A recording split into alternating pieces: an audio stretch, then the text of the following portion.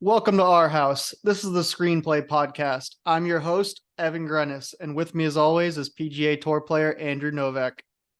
Yo, what's up, everybody? Another week of talking football. Let's get it. Follow us on Instagram, YouTube, and TikTok at Screenplay_podcast. New episodes dropping every Wednesday. So let's get into Monday night. Lions beat the Raiders 26-14. Goff goes 26 of 37, 272 yards, touchdown and a pick. But this was really the Jamar Gibbs game. Yeah, he had a great game. The Lions just basically held the ball the whole game. Time possession heavily in their favor. Uh, Basically almost doubled up the Raiders in plays run. It was just a dominating performance. I mean, really, if Goff doesn't throw that bad pick six there, I mean, this game is pretty ugly. They kicked a bunch of field goals too, and they could have gotten in the end zone. I mean, they won by 12, but it easily could have been 20 or 30.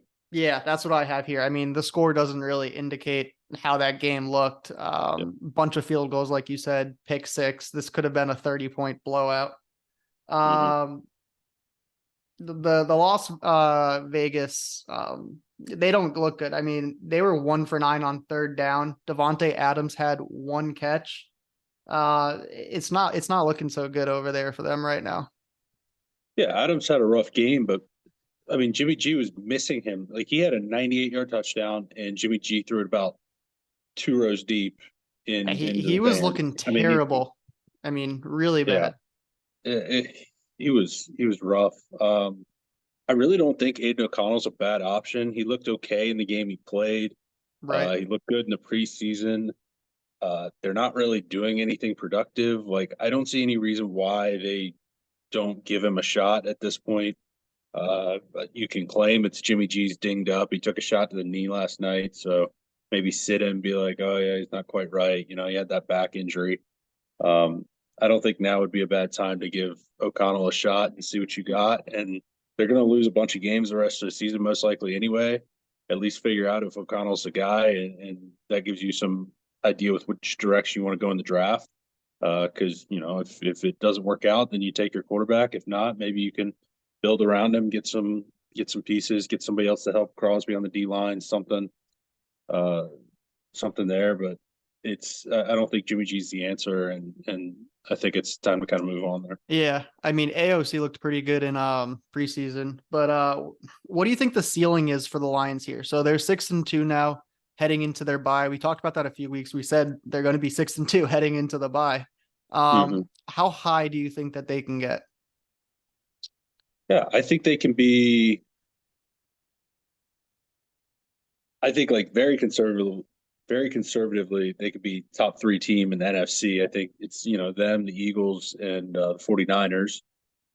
And then I don't think the one seed's impossible. I still think the Eagles are probably the favorite for that one seed. Um, but they have the kind of team makeup you want to see out of a playoff team. They got a pretty good defense. Yeah. They pressure the quarterback and they love running the ball.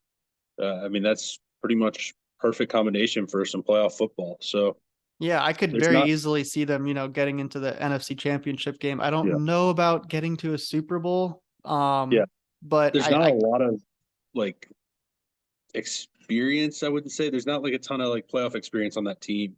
I mean, Golf has played playoff games and stuff, but like it is a pretty young team in places still. So it'll be interesting to see how they handle that. But they definitely have the talent and the ability to, make it to a Super Bowl. I don't think that's crazy.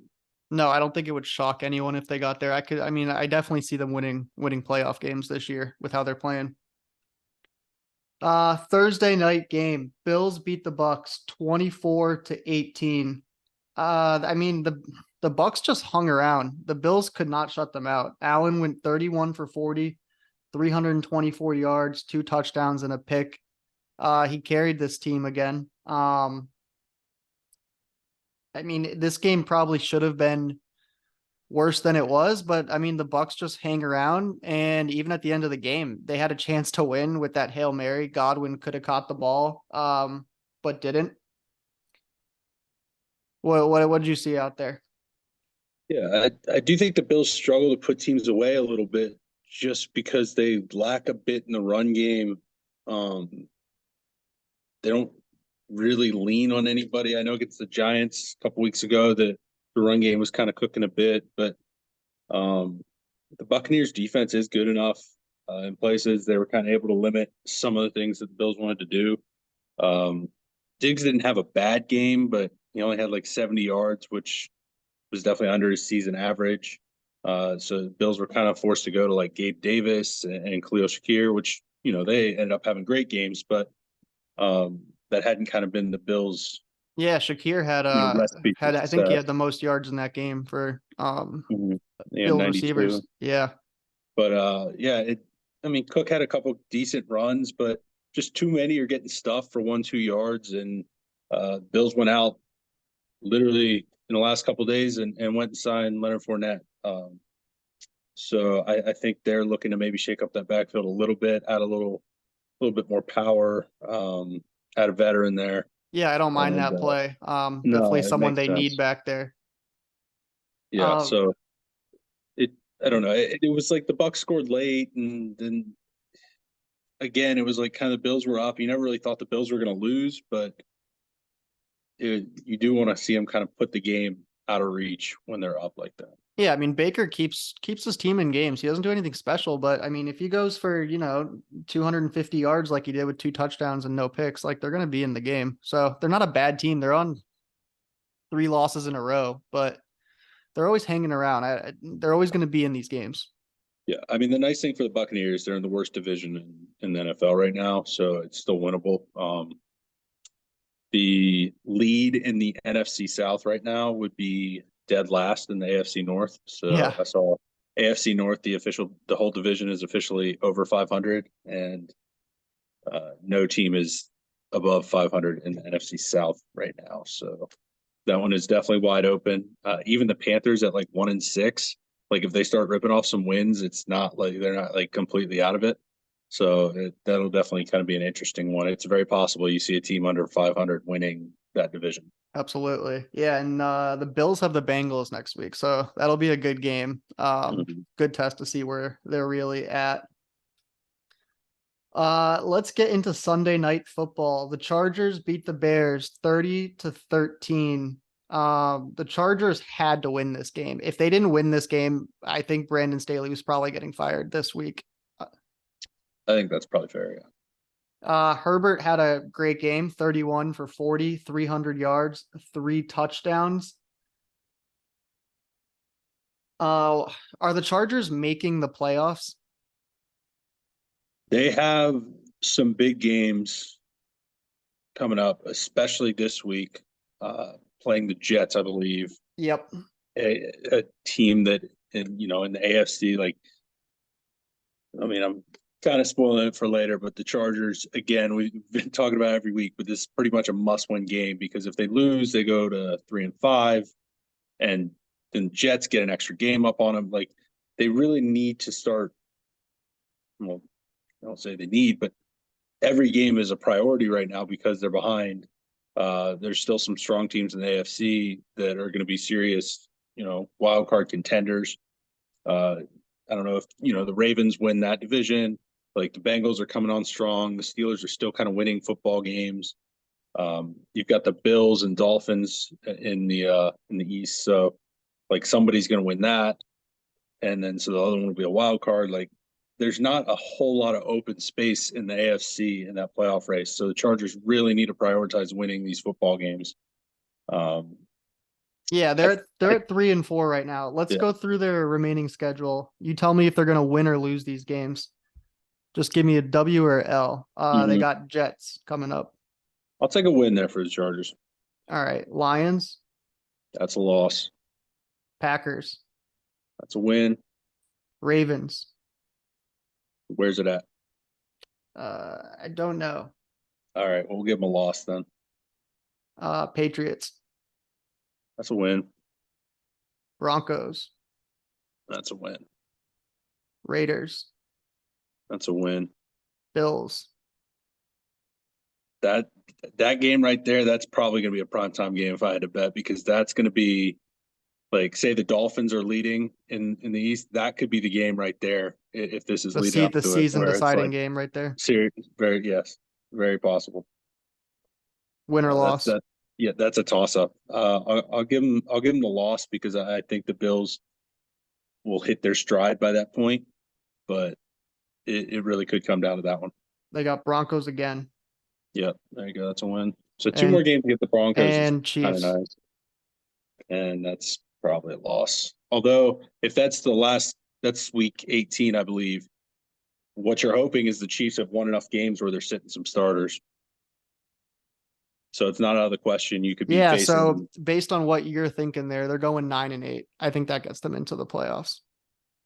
That'll be close. That I mean, 9-8 could be a tiebreaker. Right. Like I don't know. It's that Bills game and that Chiefs game at the end could be huge, and then you can't slip up against a like a division team like the Broncos. You can't slip up against, They got to win like both those games against the Broncos. I mean, the Broncos are starting to look a little better. So yeah, they're gonna have to play some good football coming in to make the playoffs with how they started off this season. sure. All right, the Cowboys beat the Rams 43-20. I loved this line this week. Cowboys -6.5 coming off the bye. This was Mhm. never a game. It was an absolute blowout. Dak played his probably best game of the season, 25 for 31, 300 yards, 4 touchdowns, 1 interception. The Cowboys to me are the biggest tease in the NFL. You know, like they'll come out and do this. They'll blow teams out. Media's going crazy. Super Bowl, but they're a roller coaster. Like they'll do this and then they'll play a good team and you're like, oh wait, the Cowboys don't have it. But you know, Dak is a home favorite. He's a really good quarterback. You know, when he's at home, he's a favorite. They have a lead. He looks like a great player. They are very dependent on CeeDee Lamb. He had 12 catches, 158 yards, 2 touchdowns. Great game out of him. Are the Cowboys missing any pieces to be a Super Bowl team? Yeah. Dak has looked much better lately. I'm still not like completely sold that he's a Super Bowl quarterback. Like I feel like if you got to win 2 or 3 playoff games to get there, like he might give you a stinker in one of those. Well, here's the But thing. When he's leading, his completion percentage is 76% and his passer rating is 113. yeah, But when he's trailing, his completion percentage is 60% and his passer rating 65. So I think it's not like, I mean, to get through the playoffs, you're probably going to be trailing at some point. You can't just, mm, you know, lead every game and take it home that way.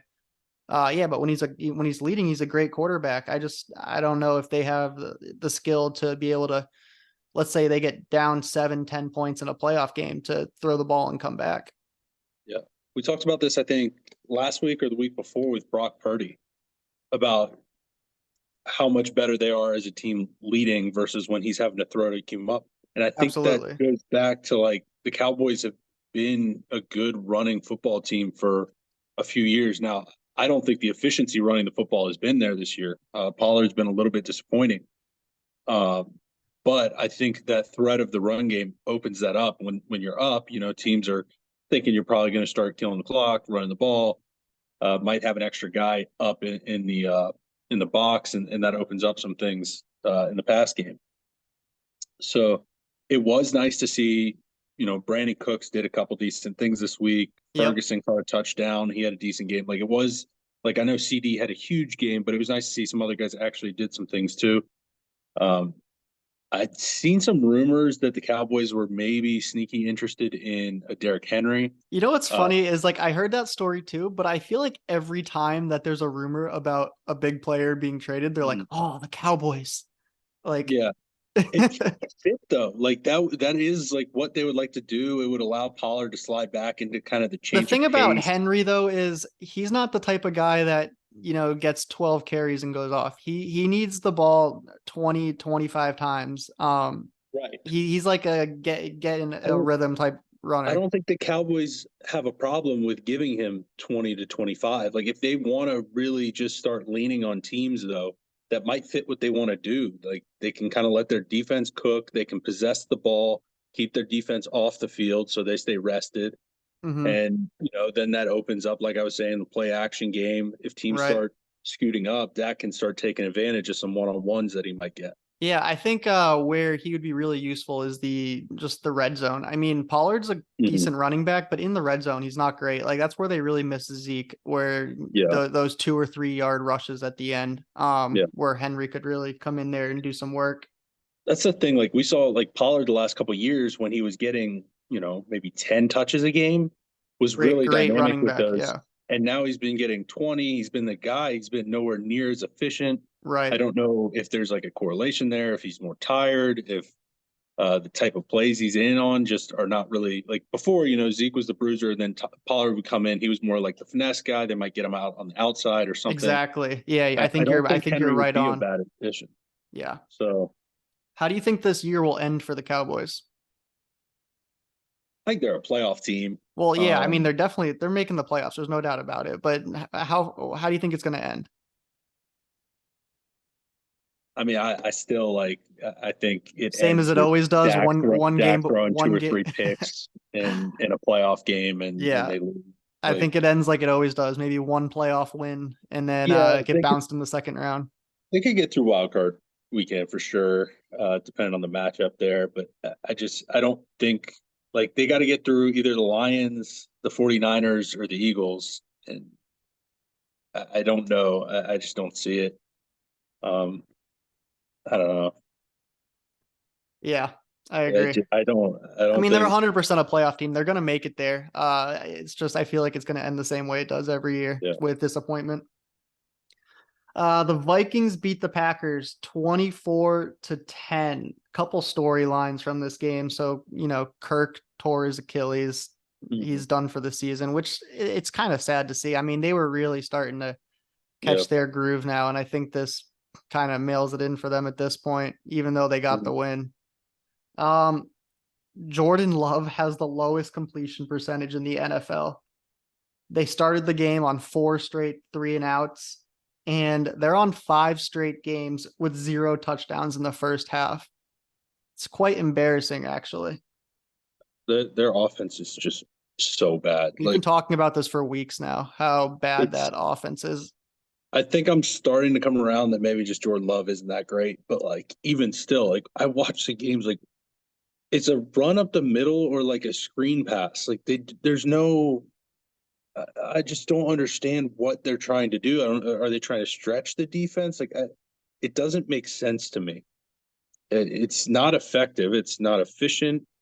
Um, I don't know. They do have some dynamic players. Well, Christian Watson's one. that's the thing. So here's the thing. Like, I mean, Jordan Love, he's not accurate. He can't hit easy throws. It's fine. Like, it's okay. It is what it is. He's just not the guy. Yeah, well, He's a he's not a backup. game manager. Like No, that's not him. Like why is he being like why are they throwing all these screen passes? Like this is not putting him in his best position to succeed. Like he can run pretty well. He's got a good arm. He throws a decent deep ball. I don't understand.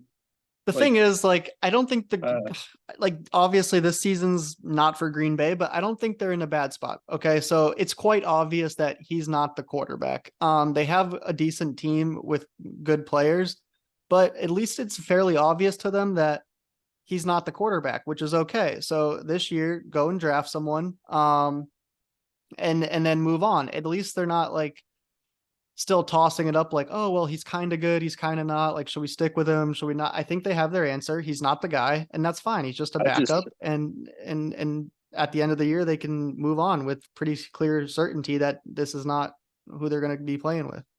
just watching the offense. I'm just very concerned. Like anybody they go draft or something, like they're just not going to be set up to succeed because I don't understand where like the big plays are supposed to come from. I don't I mean, if you I just watched, don't. like, I mean, he was missing open throws. I think I don't think LaFleur's the problem.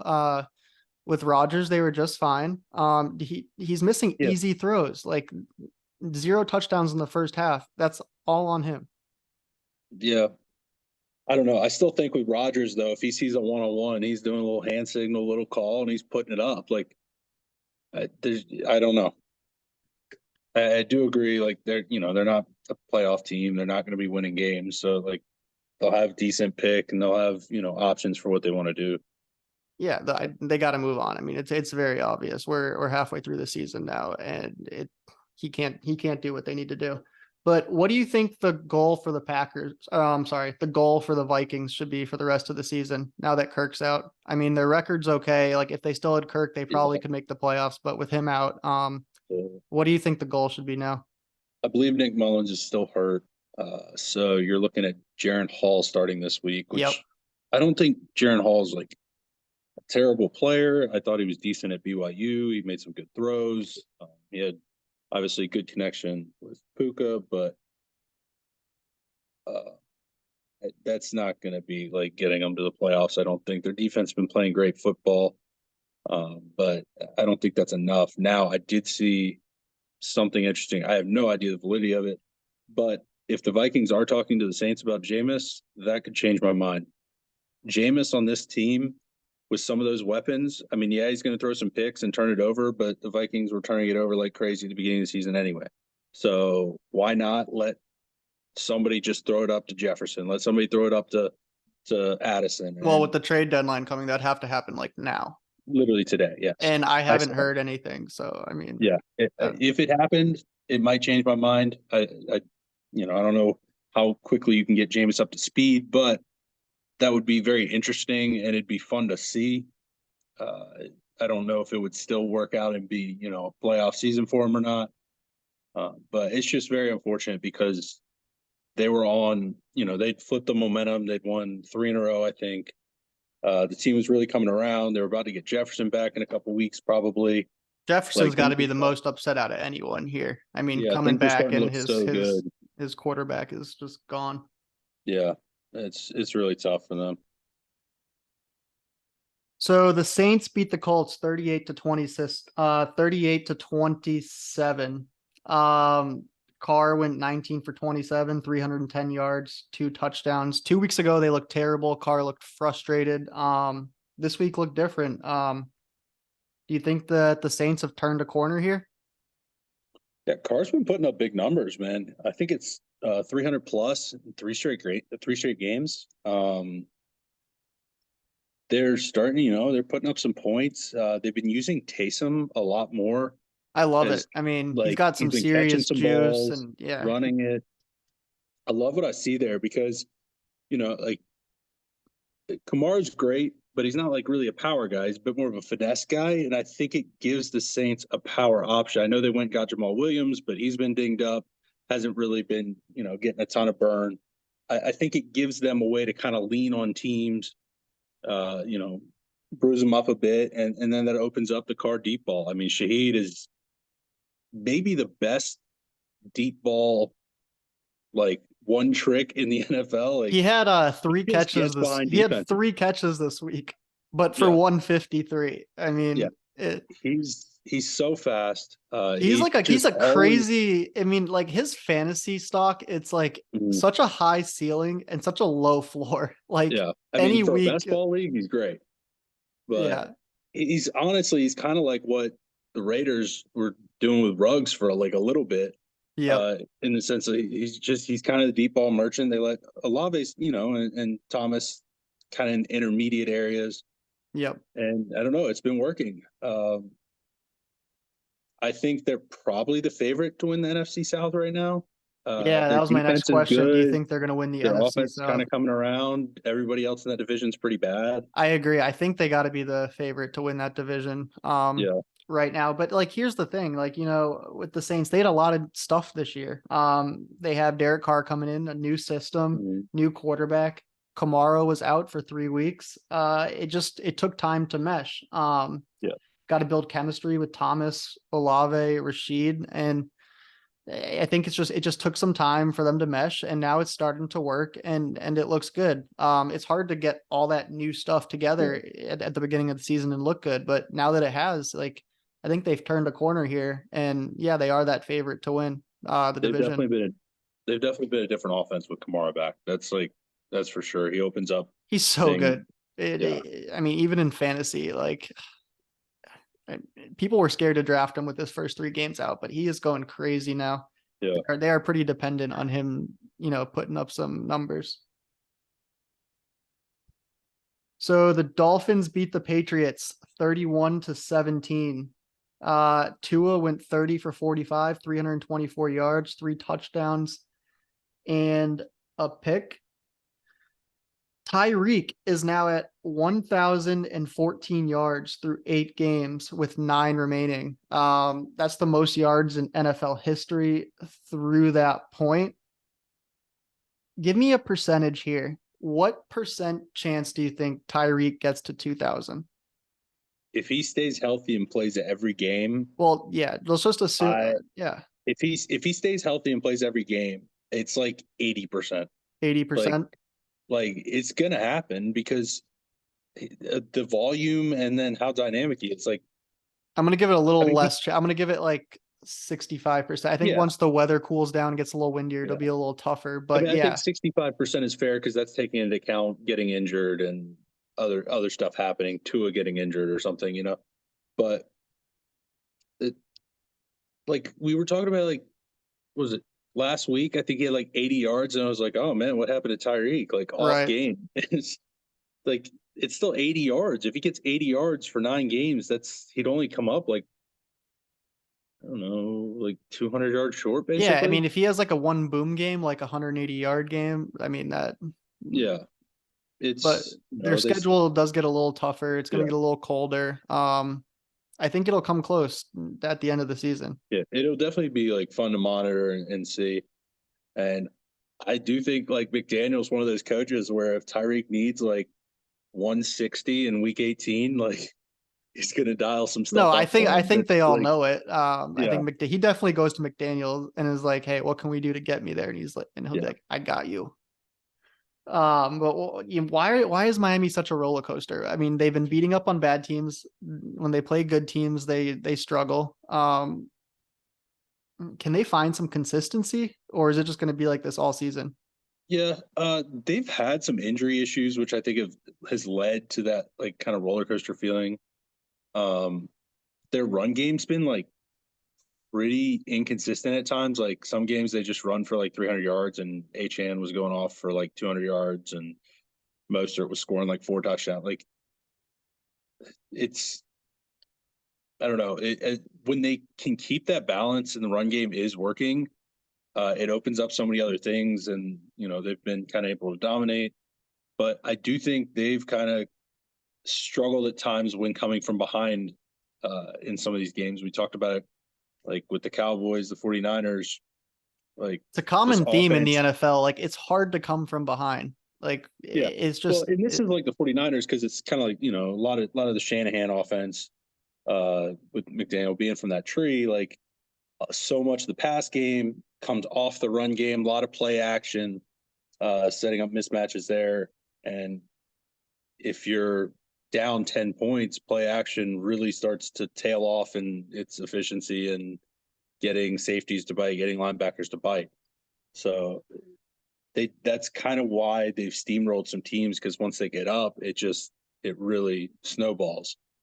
Um, I think Tua's thrown a couple of pretty bad interceptions at times, and that has not helped when trying to come from behind. So I think Jalen Ramsey coming back will help the defense. I think the defense is getting healthier, and yeah, I he think got a that'll kind pick of this help week. I mean, even. yeah, I think that'll help even out some of like the inconsistencies, yeah, I agree. but that may just be this team. I think it'll be pretty roller coaster up and down all year. I think it's just how this team's built with the speed and with that offense. Jets beat the Giants 13-10, possibly the ugliest game of the season. There were 24 punts in this game, 15 in the first half. Just to put that into context, the record in the NFL for most punts is 27. So through the first half, they were on pace to beat that. The Jets started off 0-9 on third down. It was just really ugly all the way around. Wilson went 17 for 36, 240 yards and a touchdown. Uh gosh, the end of this game was quite wild. So at the end of this game, the Giants are up 10-7 with 24 seconds left, and they have a 4th and 1. And they decide to kick a field goal. and miss it, giving the Jets the ball back with 24 seconds down 3. Obviously, the Jets go down the field, kick a field goal to tie, and then win in overtime. What did you think about that 4th-and-1 call? So we were watching the game, and I was there with I was watching with my father-in-law. We were actually talking about it, like as they were doing it. He's like, "So what are you doing here? Like, are you kicking this?" And I was kind of on the side of I'm snapping it to Saquon and Wildcat and letting him try and go win the game. I literally Like the have that weather was here. bad. Yeah. The Jets are going to be selling out for a block. Like the one thing you can't have is a block, or he ended up missing it. Although I think if he had it on the line, I think it would have been blocked because the guy Yeah. got in clean pretty much. So, I mean, I get it. You make it, you force him to score a touchdown, and it wasn't a long field goal. But I'm still just going for it. I'm making him go the full length of the field, and I don't know. The defense still like, even with missing that, like you can't let them just like walk down the field like that. I know there was some drama with how the ref spotted the ball to let them get the spike off with 1 second, and there was all that, but they did a lot of things wrong there at the end of the game. It's hard to just look at like the 4th-and-1 being the wrong decision. Like, Yeah. I do like going for that on 4th-and-1. Again, you got Saquon there. The weather's bad. Gano really wasn't kicking the ball well. He already missed a field goal earlier in the game. I think you got to give the ball to Saquon and try to end the game there. Um, yeah, wasn't a huge fan of that call there, but I mean, that game was awful. I think even in overtime, dude, I that was don't think there so was ugly. That was so I don't ugly in think there was overtime. positive yardage. Like if you took both teams' yards from overtime, I think it was negative. Like the Uh, Giants just went backwards and then they punted and then the Jets did nothing, but they got 40 yards worth of penalties and then they just kicked. yeah, but the Like I Giants in don't think there was a overtime positive with yard their gain. third, the Giants in overtime with their third string quarterback just kept checking it down to Barkley like 1 yard, 1 yard. Like mine, it was so ugly. Like you knew the Like Jets were literally, gonna. I think in overtime, I want to say there were like 7 plays run for like -4 yards. Yeah, But then a team still managed to win, thankfully. I don't know. I like seeing Wilson play well. I mean, everyone was hating on him for a few years, Yeah, but I kind of like seeing him play well. I like Robert Saleh. Seeing the Jets win, it doesn't it's feel too ugly. bad. It's It is ugly, but so I ugly, like but it. they keep doing it. Yeah. So the Jets are 4-3. Let's see this. Yeah, let's check out the Jets schedule. We're gonna do that same thing that we did with the Chargers. So they're 4-3 right now. We're gonna go through the remaining schedule. Give me some wins and losses. I just want to see how many wins you think they can get to this year. So 4-3 right now. They got Chargers, I'll give them a loss. Raiders, Win. Bills, Loss. Dolphins, Loss. Falcons, I'll give them a win there. Texans, I'll give them a win there. Dolphins again, Another loss. Commanders, I'll give them a win. Browns. Man, that is 2 teams that are like the exact same football team. That might be it. Yeah. And they might be right around the same record at the time too. I'll give them a loss there. Actually, All right, and then they end at the Pats. I'll give them a win. Man, that's not that difficult of a schedule. All right. So based on that, they are 1, 2, 3, 4, 5. 1, 2, 3, 4, 5. Again, 9-8. I 9 and mean, 8. Yeah. yeah. So they could make the playoffs Yeah. with Wilson and this squad. And I know people think Aaron Rodgers may come back. He's throwing the ball before the games. Yeah. We'll see. I mean, they Yeah. definitely have a chance here with this team. If Wilson doesn't straight up blow a game, they can beat all of those teams. I mean, Yeah, I don't- Wilson didn't. If he went, like we said earlier, he went 17 for 36, 240 yards and a touchdown. If he can just play like that, have Yeah. no turnovers with that defense, like they're going to be in games. Yeah, I mean, he got Wilson, Garrett Wilson managed to get 100 yards, and Brees took a 1 yard screen pass and took it 50, 60 yards, and that was his touchdown pass. So, Breeze has like, been playing well. Yeah.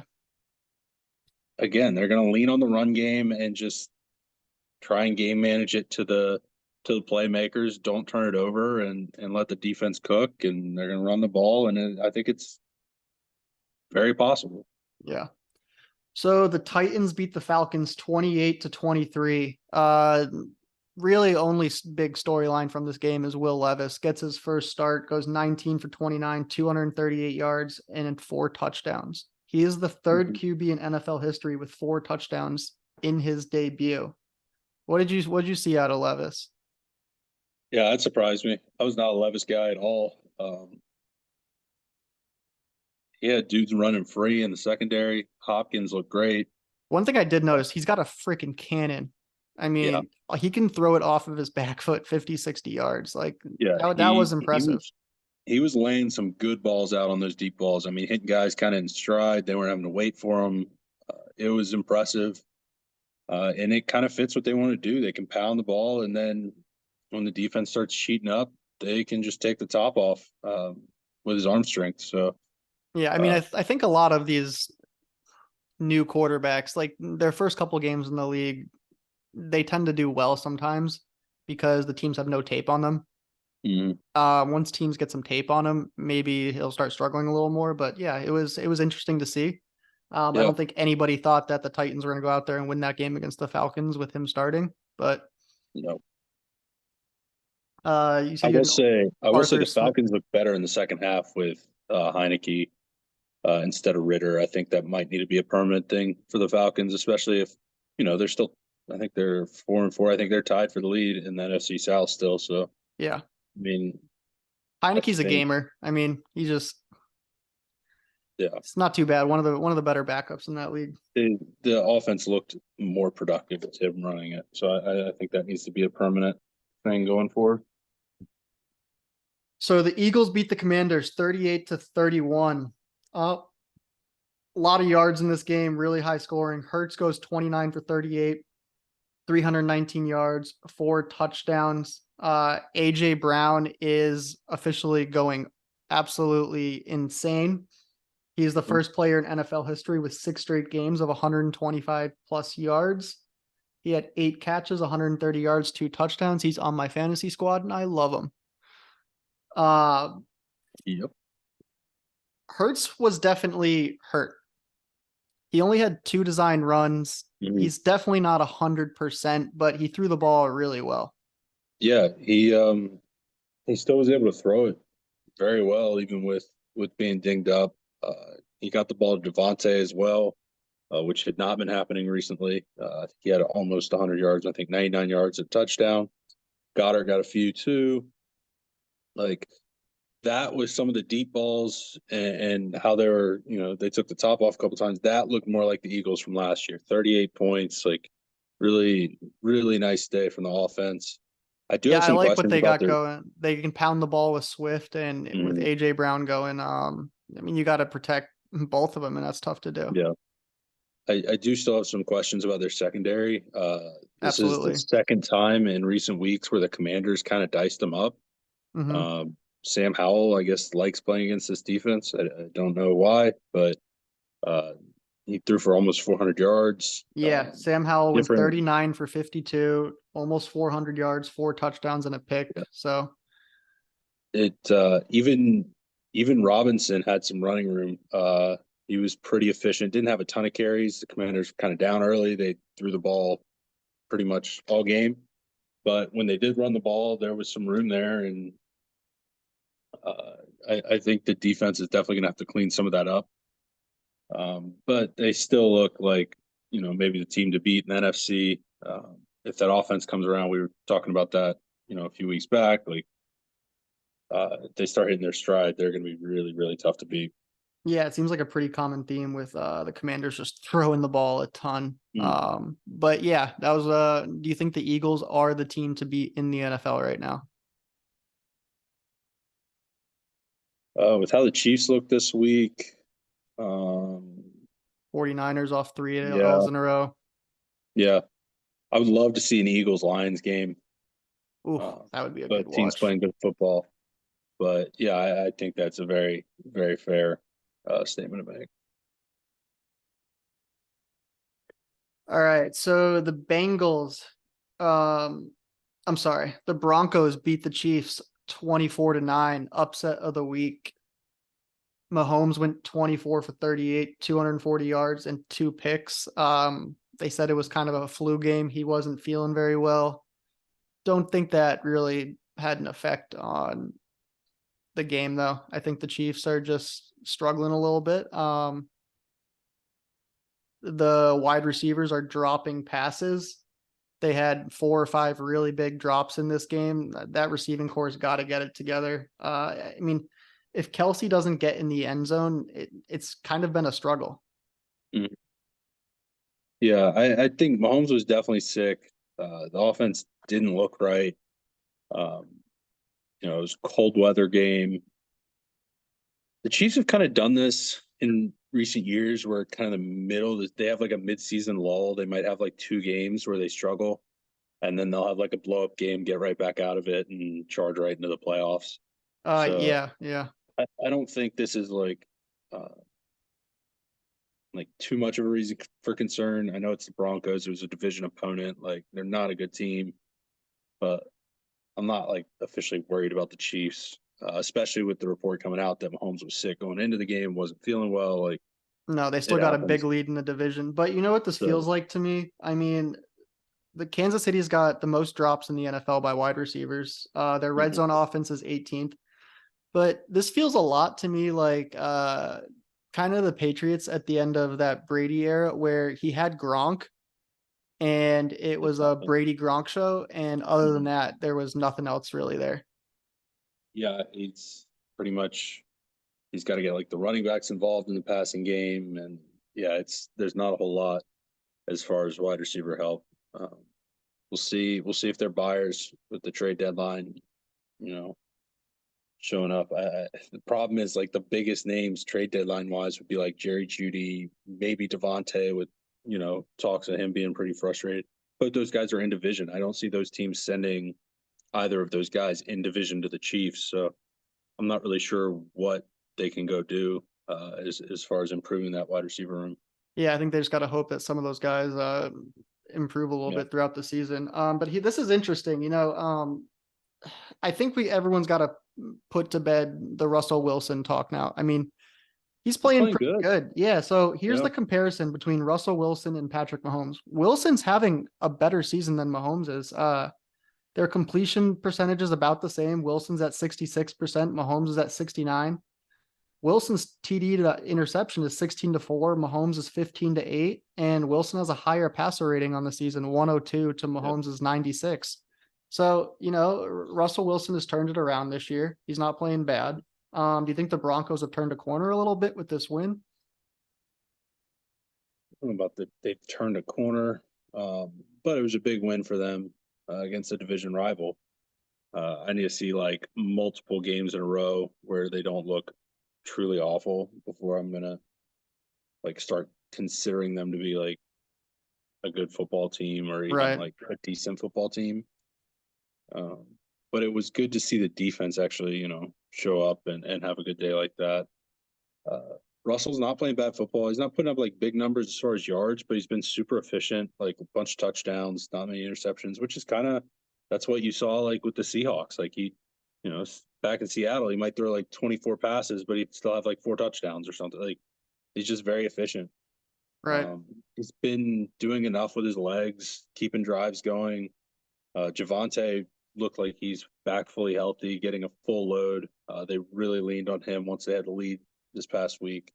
He wasn't like hyper efficient, but if he's able to shoulder that kind of load, that really opens things up for the offense.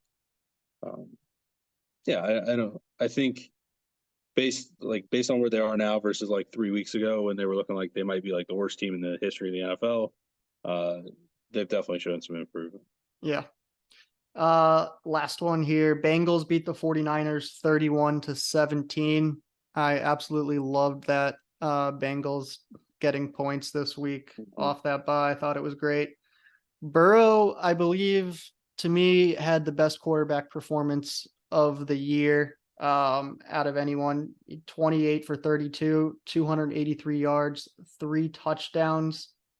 Um, Burrow's passer rating in September for his career is 89.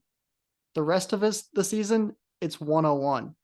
His record in September is 6-7-1, and his record for the rest of the season is 27-15. So this is just a very common theme for the Bengals and Burrow, starting slow and picking it up. I mean, we thought earlier in the season that this looked different, but apparently it's not. Yeah, he was very impressive. He got hot kind of middle of the first half, and he was just hitting everything. That offense is about time. Like they've been so bad, but like I mean, everybody knows. You look at that team, like they shouldn't be a bad offense. So finally coming out of their struggles was really nice to see. Chase was doing his thing. I was very impressed by Joe Mixon, actually. He looked fast. He looked dynamic. Um, Caught a couple passes. He looked really good. There were some holes there, which I didn't expect. I whiffed on my sits last week. I did not think Mixon was a great play against San Francisco, but he got in the end zone, had I think almost 90 yards rushing. Like he was very solid. T. Higgins caught some balls. It was just a great performance by them, and kind of what people were hoping to see out of the Bengals this year. I wouldn't be surprised if that's kind of the win that turns the season around and really gets them, headed in the right direction.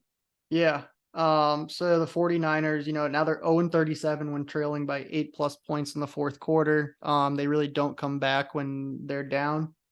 But I mean, I'm not worried about Brock Purdy. He's good. He's a good quarterback. He's just not great. I mean, he wasn't going to go his entire career without losing some games, and it's obviously much easier for him to play with a lead than coming from behind. But should the 49ers be concerned?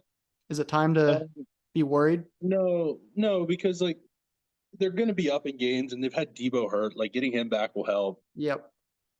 They got a bye week now, so they can get right.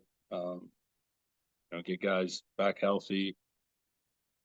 I think they do have issues with coming from behind, but they're a good enough team in the regular season that's not going to be like a super common occurrence. In the playoffs, like they might have to clean that up, but I wouldn't be like overly concerned. Like you lost to, I know the Bengals didn't have the best record and have been struggling, but you lost to a good football team. Like the Bengals are a good team, they just haven't shown it yet, really. Uh, I wouldn't be overly concerned with them.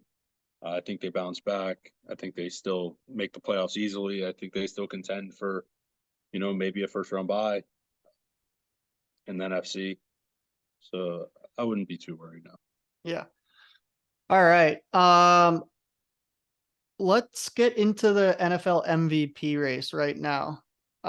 Who do you think is going to be the MVP at this point in the season? I'm just going to read off a couple of the odds here.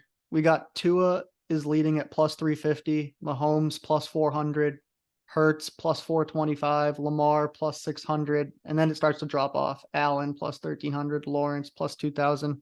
Who's your pick right now? Yeah, of those, I really love how Lamar's been playing. I think that's an underrated option right there. The Ravens been playing good football. Lamar's been super efficient, Yep. really playing well. He hasn't had like massive explosion games with his legs, really, but the way he's been throwing, it's been awesome. I don't think that's bad value. And then you drop down. I think, like, I know they don't give it to non-quarterbacks like ever, So that but was this is yeah, what McCaffrey and Tyreek have been doing, like, I mean, I know Tua's getting like a lot of the props and stuff, but like, if Tyreek goes for like 2,000 yards, like what how do he you does for that yeah, offense is like Tua's been great, but I'd argue that Tyreek might do more for that offense. Like I agree. it just he opens up so many things. I mean, I know Tua's throwing the ball, but Tyreek's the one that's got 4 steps on the corner and it's just like walking in. There's quite a few quarterbacks that could make some of the throws that Tua's making. Not saying that Tua's making bad throws, but like this man is wide open. Like he is just unguardable. You Right. can't guard him with one person. You got to guard him with two, maybe even three sometimes. Like he's such a problem. And then McCaffrey just scoring every single week, I think running it's the ball, 17 receiving. straight now. It's Yeah, quite unbelievable. it's I don't know. It's crazy to me. Like I know the MVP is like so much of a quarterback award, but it seems like this would be the year where like one of those guys like kind of deserve it, like with what they've been doing. All right, so a little trivia for you here. Who was the last non-quarterback to win the MVP? Did Adrian Peterson win it when he went for like 2,000 plus that year? Good job. 2012 That was it. There we AP. go. Yeah, so it's been a while. Impressive. But yeah, I like some of the value out of some of these guys. You got, like you said, you got CMC at plus 2,200, Tyreek plus 4,000, and then major sleeper here down at the bottom. AJ Brown is at plus 20,000. I mean, If you want to bet on it, go for it. but Yeah, I think some of those numbers aren't like indicative of how much the players mean to like their teams. I just think that that's indicative of how the system is as far as voting for the NFL MVPs.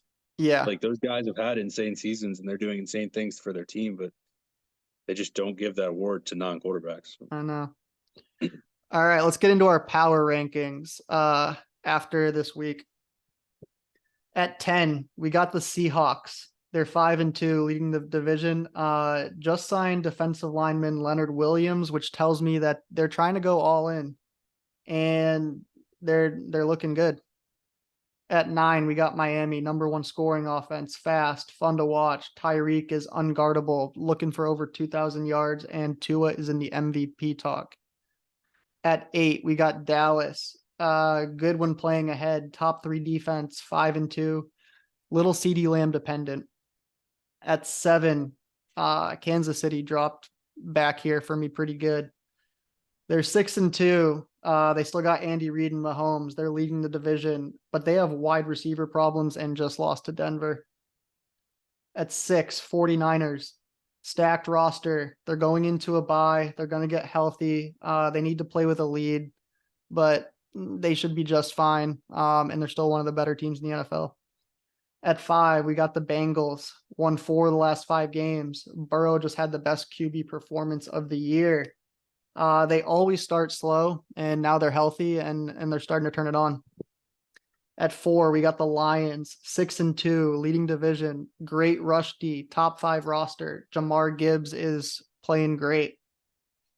At 3, we got the Jags, 14-5 in the last 19 games. Leads the NFL in takeaways. Great roster. Easily going to win the AFC South. At 2, Baltimore, 6-2, playing great football, leading the AFC North. Lamar is playing the best football of his career.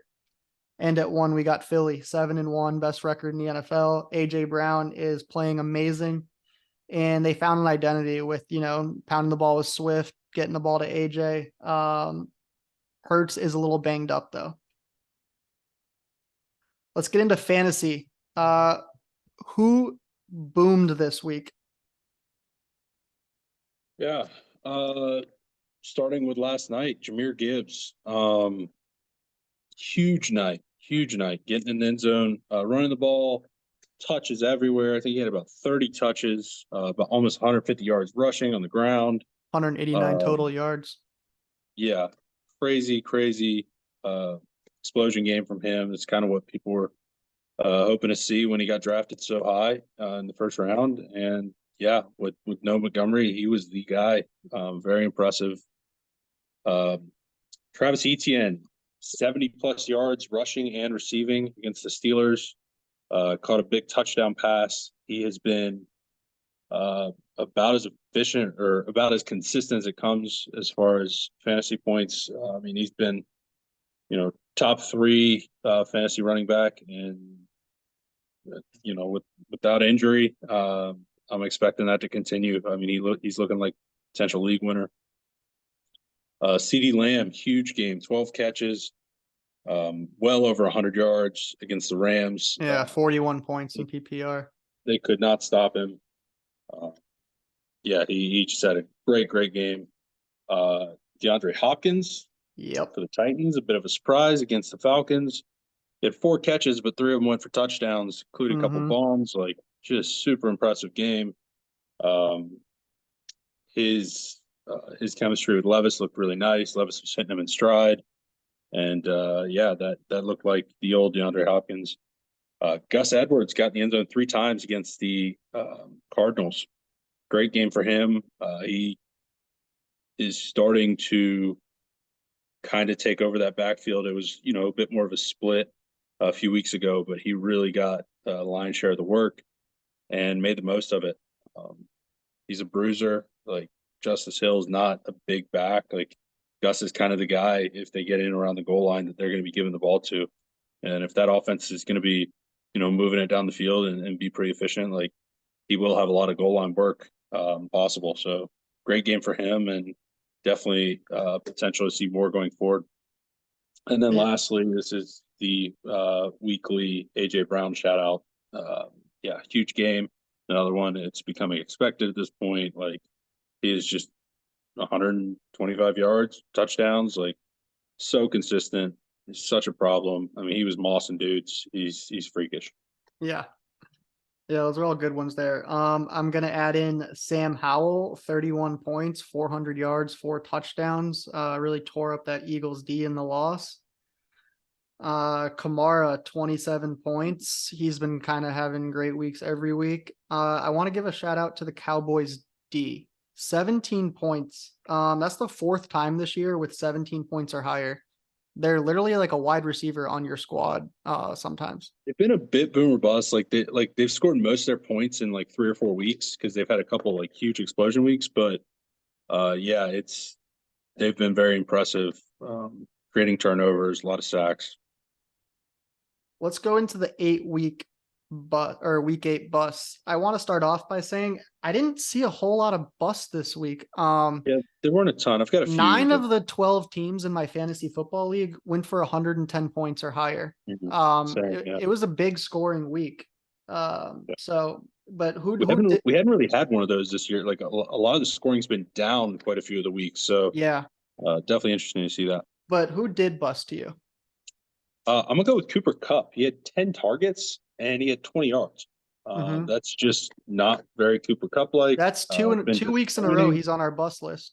2 weeks in a row. He I only has would have said six I would catches have over said the last 2 weeks 6 catches. total. Yeah. Yeah. I would have said buy low, but with this Stafford injury, I'm a little hesitant. I think couple bounce back, but if Stafford is actually out, I think it's a thumb injury maybe. Yep. That could be a problem. But yeah, another disappointing one from him. I've got Ramondre against Miami. I actually thought that was a decent matchup. I figured they'd have a bunch of possessions. Miami scoring a lot. I thought Ramondre was going to catch a lot more balls. Might maybe get in the end zone. He only caught 2 passes. Really didn't have much as far as places to run the ball. He had a pretty off week. Every single Giants player that is supposed to catch the football did not. Uh, they for the entire game had negative passing yards That's for the tough to whole game. do. If you factor in the way NFL counts sacks. Uh, in general, though, the Giants wide receiver group as a whole had 1 catch the entire day. Darius Slate was the only wide receiver that caught a ball. Yeah. Terrible day for them. I I had mean, I did. didn't really expect a big day from Giants pass catchers, but like, man, that is horrible. Yeah, I had Uh, Darren Waller here. 1 catch, 1 point. He went yeah. out with an injury. Mhm. I'm gonna go with Mahomes. I know there were reports he was sick, but you expect a lot more out of Patrick Mahomes if he's your quarterback. And yeah, that was just not a good game at all for pretty much the whole Chiefs offense. And then Devontae Adams last night, terrible game, 1 catch, 11 yards. But I do want to highlight that that's mostly Jimmy G's fault because dude had a 98-yard touchdown and a 60-yard touchdown, like walk-in touchdowns, and Jimmy G just airmailed or put it out of bounds or just completely whiffed on He hitting him. did. He had a chance for probably like a 60 or 70 yard touchdown, and Jimmy G just Yep. overthrew him by 5 yards. Yeah. Yep. I will add in Miles Sanders, 0 Yeah. points, 2 carries. If you started him, that was tough. And He then, officially has lost that backfield. Like I think Chuba's the guy there. yep, Like Chuba is the guy there you now. can probably drop Miles Sanders if you have him. And then my last bus will be the Eagles D. I like putting these D's in the booms and busts, Mhm. but Eagles D -2 points allowed 500 yards. Yeah. Not great. Especially with how Sam Howell's been getting sacked this year, you were definitely hoping for some big things. For whatever reason, though, that Washington offense has found something against Philly, like a couple weeks ago as well. Like Sam had a pretty good game. I think they had more sacks then, but still, yeah, you would have expected a big week then for the Eagles defense. All right, let's get into week 9. Week 9 fantasy. Who is a good start this week? Yeah, it's not a 50-50, but Jonathan Taylor is in a huge boom spot against the Panthers. And so I will actually include Zach Moss as like, he might be a 50-50. I think you can start both of them. Like Zach Moss is very startable against this Panthers defense. Panthers had a much better week defensively this week against the Texans, but they were coming off a bye week. So they had, 2 weeks to prep. I still think those Colts players are in a great spot. I would not be surprised to see, maybe 100 yards out of Taylor and maybe 60, 70 yards out of Moss, like both kind of getting theirs. I'm going to go Deontay Johnson against the Titans. We've kind of tried to target the Titans secondary. Last week I had Drake London, and he was actually having a decent game until he got hurt. So Deontay had 14 targets, I think, this week. Had 8 for 85, and Pickett like badly missed him in the end zone for what would have been touchdown. Now I know if they have Trubisky starting, that's not ideal, but still Deontay's going to get his. He's going to get a ton of targets, ton of volume. I like him this week. Washington secondary just got diced up pretty good by the Eagles. Sneaky play to Mario Douglas. The Patriots have no wide receivers anymore. Nope, Kendrick Bourne is out. Is quite bad. Kendrick Bourne now out for the year. Douglas is going to be the guy. He's on waivers in a lot of leagues. He would be a guy you can go pick up and probably start this week. I don't see who else they're going to throw to. I would imagine he's going to get, at least probably 6 targets. I wouldn't be surprised if he gets a couple runs as well, like end arounds. He's pretty dynamic. I think he, maybe doesn't have the highest floor, but very high potential and rest of the season potential. If he does blow up, I mean, he could be, pretty startable the rest of the year. I know that offense isn't great, but they've got to get the ball to somebody. And then my last start spot, the Cleveland Browns running backs. That room has not looked great, but they are playing the Cardinals. The Cardinals' run defense is terrible. They may be starting Clayton Tune, which does not sound good at all. Like I would not be surprised if he turns it over a few times, sets them up on some short fields. So Kareem Hunt, good touchdown potential. Jerome Ford, hopefully healthier with the ankle. Like he has potential to bust one. I like both of them against that Cardinals defense. Yeah, Hunt has 4 touchdowns in the last 3 weeks, so he's been putting up some numbers. I will put in Brandon Cooks versus Philly, 2 touchdowns in the last 2 games. And Philly is allowing some yards. Michael Thomas versus the Bears. Now, every game this year, Michael Thomas has between 9 and 13 fantasy points. So it's a very high ceiling. I'm sorry, a very high floor. Yeah, but I think this could be like a breakout game for Michael Thomas and get some points there. Dalton Kincaid versus Cincinnati. He's got 13 targets the last 2 weeks. So Josh Allen has been connecting with him very well. Cincinnati's been super susceptible to tight ends. Kittle just went off this week against them too. That's a great call. Exactly. And then, like you said earlier, Gus Edwards versus Seattle. He has 4 touchdowns in the last 2 weeks. So he's been getting some work. Week 9, sit him. Who you got? So this Kirk Cousins injury is a problem for the Vikings. Atlanta's got a pretty good defense, especially run defense. I think they're going to be able to stack the box against whoever's playing quarterback. So not looking good for Madison, not looking good for Akers, both of them running the ball. And then if it is Jaren Hall, like I think Hawkinson will be able to get away with it. It's tight end, it's low A dot. Like he might get his, but Addison definitely worried about, and then KJ Osborne also like super worried about. Just tough situation for them. Um, I am also concerned about Arizona players against the Browns. Browns, another great defense. If Clayton Tune's starting, I have no idea what you're going to get there. I know Dobbs hasn't been great, but he hasn't been like truly horrible. If Tune's starting, I don't know. I'd be very scared with pretty much any Arizona Cardinal this week. And then my last one, the Titans defense hasn't been like great, but they've been pretty good in the run game. It's really you got to get them throwing the ball. So I am concerned about Najee this week. He was terribly inefficient running the ball last week. He kind of got there with some catches, had decent receiving work, but yeah, not a good spot for Najee this week, in my opinion. All right. Yeah. I got Tony Pollard versus Philly. They have a good run D. And with Dallas potentially being down in this game, they might have to throw the ball a lot. I can see Pollard having a slow week. Damian Pierce versus Tampa Bay. Damian Pierce hasn't reached 10 points in fantasy since week 4. I don't like starting him. That backfield's almost dead even split now with him and Singletary. I mean, it's truly like a 50-50, and it's not looking good for Pierce. Yeah. I don't like Tua versus Kansas City. I mean, when Tua plays weak teams, he puts up points, but when he plays good teams, so when he played Buffalo, 13 points. When he played Philly, 10 points. Kansas City is another good D. I'm not saying he's going to get no points, but I could see Tua, having a pretty low ceiling this week, maybe, 10 to 15 points.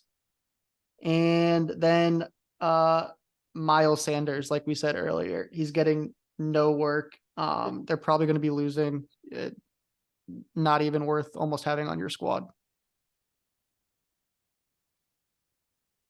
All right, let's get into the gambling side. Going to take you through the lines this week. So Thursday night, we got Titans at Steelers. Steelers are -3. Sunday, back to some early morning games. 9:30 from Germany. We got Dolphins at Chiefs. Chiefs are -2.5.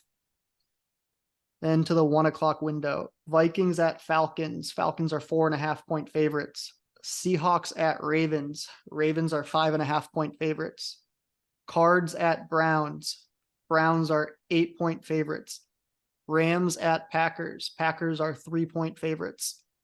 Bucs at Texans. Texans are 2.5 point favorite. Commanders at Patriots. Patriots are 3 point favorite. Bears at Saints. Saints are 5.5 point favorite. 4 o'clock window. Colts at Panthers. Panthers are getting 2.5. Giants at Raiders. Raiders are -3. Cowboys at Eagles. Eagles are -3. And then Sunday night, we got Bills at Bengals. It's going to be a great game. Bengals are -3. And then Monday night, we got Chargers at Jets. Jets are getting 3. What is your most must-win game of the week? We talked about it earlier, but I'm going back again with the Chargers. You cannot lose to a Jets team that has kind of a softer schedule coming in. It's very likely going to be close coming down to the finish with them in a wild card spot. You can't go 3-5. I think the Chargers got to win that football game. I am in complete agreement with you. Chargers got to win that football game. Most must-win game of the week. All right. So last week, I went 2-1, and Andrew went 1-2. What are your 3 bets of the week for week 9 of the NFL? Yeah. Tough week this week. A lot of close lines. Like there's no massive 13, 14 point lines. no. One line at -8, but everything is pretty much around that 2-3 number. So you're gonna have to go dumpster diving this week and see what you like. So I'm going to start. This team played pretty well last week, even though they lost, and they're playing not a very good team. I'm going to go with Washington +3 at New England. I like what I've seen from Sam Howell. I hope that continues. It's I think they're a better team than New England. The game is in New England, so a little bit tough, but I'll take Washington +3 there. I'm going to take the Rams +3 at Green Bay. if Stafford doesn't play, this is going to look pretty rough. But if Stafford plays, the Rams are just flat out better than the Packers. The Packers' offense is a mess. Picked on the Packers last week with Minnesota and got that one, so I'm going to pick on them again and take the Rams. And then I'm going to take the Eagles -3 at home against Dallas. Dallas has kind of done this year where they'll beat up on team, their defense will cook, and then they'll come out and lay a stinker against another really good team. I'm hoping for that again. I think Philly's just a better team. I think they can, get some pressure on Dak, maybe force a turnover or two, get up early, and cause some problems for the Cowboys. Yeah.